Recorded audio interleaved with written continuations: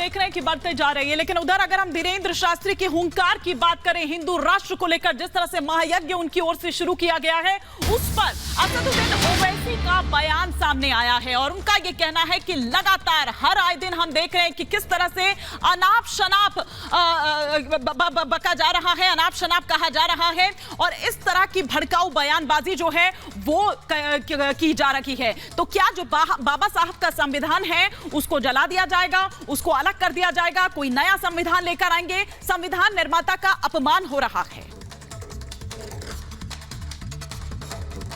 जहां देखो गांव-गांव रैलियां निकलने लगी, जहां देखो युवान बच्चे युवान बहनें हिंदू राष्ट्र की मांग करने लगे,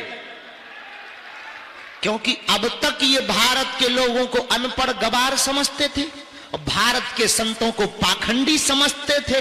अब इनके मुंह पर तमाचा घला तो इनको नानी याद आ गई अपनी अपनी, और हम तमाचा मारते रहेंगे। और हम तुमको कहते हैं हमारे पास तो कुछ नहीं है, ना हम चमत्कारी है ना हम कुछ हैं, हम अपने हनुमान जी के चेले हैं और गुरु के चेले हैं और हमारे हनुमान जी बलवान हैं, इसलिए उनका नाम हनुमान है। और एक बात मेरे पागलों, जिन बागेश्वर बालाजी की कृपा से सनातन विरोधी नतमस्तक हुए हैं, तुम भी उनके बन जाओ जीवन भर के लिए, तुम्हारे संकट भी नतमस्तक होंगे।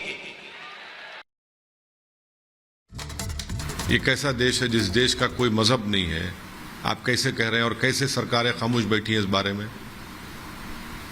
बताइए, आप कैसे खामोश बैठ? हम तो पूछ रहे हैं कि सरकार खामोश क्यों बैठ रही है?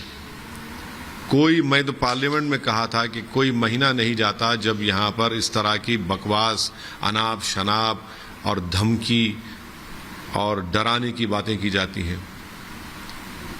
कैसे आप कह सकते हैं कि इस देश को ऐसा बना देंगे? कैसे बनाएंगे आप? तो आप अम्बेडकर के संविधान को जला देंगे क्या? जलाकर कोई संविधान बनाएंगे क्या आप? वहीं बागेश्वर धाम के पीठाधीश्वर पंडित धीरेन्द्र शास्त्री हिंदू राष्ट्र की हुंकार भर रहे हैं और इसे लेकर उनकी तरफ से महायज्ञ किया जा रहा है। रिपब्लिक भारत संवाददाता सुजाता ने उनसे खास बातचीत की, इसमें उन्होंने कहा कि भारत हिंदू राष्ट्र था, हिंदू राष्ट्र है और हिंदू राष्ट्र ही रहेगा, बस इसके लिए सिर्फ घोषणा होना बाकी रह गया है, तो जल्दी हो जाएगी। आपको दिखाते हैं क्या कुछ उन्होंने कहा।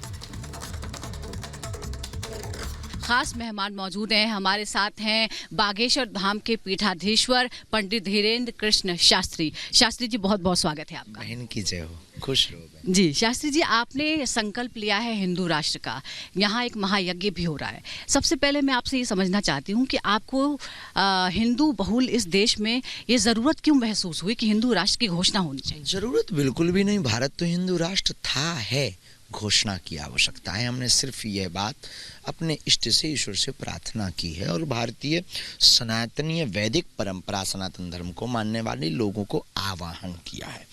और ज़रूरत इसलिए लगी कि सामाजिक वैमनस्यता दूर हो, कुरीतियाँ दूर हों, जातिवाद पर लड़ना दूर हो, बार बार एक दूसरे पंथ पर टारगेट जो किया जाता है वो दूर हो, रामचरितमानस को जलाना बंद हो, राम की यात्रा पर पत्थर फेंकना बंद हो, पालघर के संतों की बर्बरता जैसी हत्या बंद हो, एवं सामाजिक सौहार्दता हो, भारत में एकता हो और एक राष्ट्र में एक देश के अंदर सभी फूल मिलजुल कर रहे हैं और वो राम राज्य से ही संभव है। इसलिए हमने हिंदू राष्ट्र की मांग की। जी, वासुधैव कुटुंबकम की बात करते हैं, मानव कल्याण मात्र की भी बात करते हैं, फिर हिंदू राष्ट्र की भी बात करते हैं, तो ये विरोधाभासी है या पर्यायवाची है?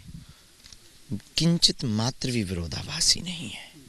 हमारा सनातन इतना व्यापक, इतना विशाल है कि हमने सभी पंथों का स्वागत किया है। सभी पंथ और सभी विभिन्न रंग, विभिन्न भाषा, विभिन्न संप्रदाय को हमने स्वागत किया है। और यह सनातन धर्म ही एक ऐसा धर्म है जो विश्व का कल्याण हो, विश्व में शांति हो, विश्व में मंगल हो, ये कामना करता है। तो हम कैसे किसी का बुरा चाहेंगे?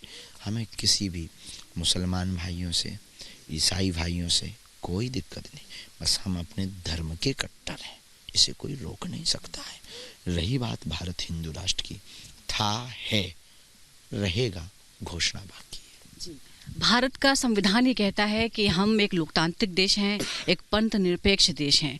तो क्या जब आप कहते हैं कि हमें हिंदू राष्ट्र बनाना है, तो क्या इसका मतलब ये निकाला जा सकता है कि आप संविधान का सम्मान नहीं करते?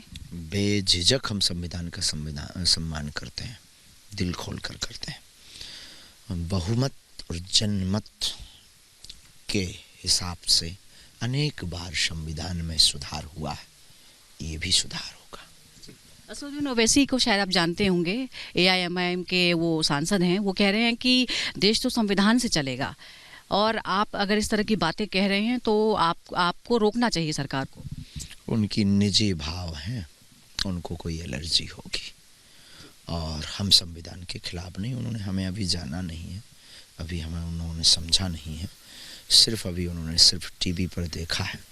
दिखने में छोटे हैं पर उनके लिए बहुत खोटे हैं। मंच से आप चुनौती देते हैं, आपको एक नेता ने चुनौती दी है, नाम है उनका स्वामी प्रसाद मौर्य। वो कहते हैं कि पॉलिटिक्स पर और पॉलिटिशियन पर नो कमेंट्स। अच्छा, चलिए एक बात आप बता दीजिए, क्योंकि आपके यहाँ सभी तमाम राजनेता आते हैं आशीर्वाद लेने, चुनावी साल हैं, आप किसको आशीर्वाद दे रहे हैं? जो आता है। आप आए हैं जी, आपको भी। किसी एक पार्टी का समर्थन तो नहीं है? बालाजी की पार्टी का। जी, बहुत बहुत धन्यवाद आपका।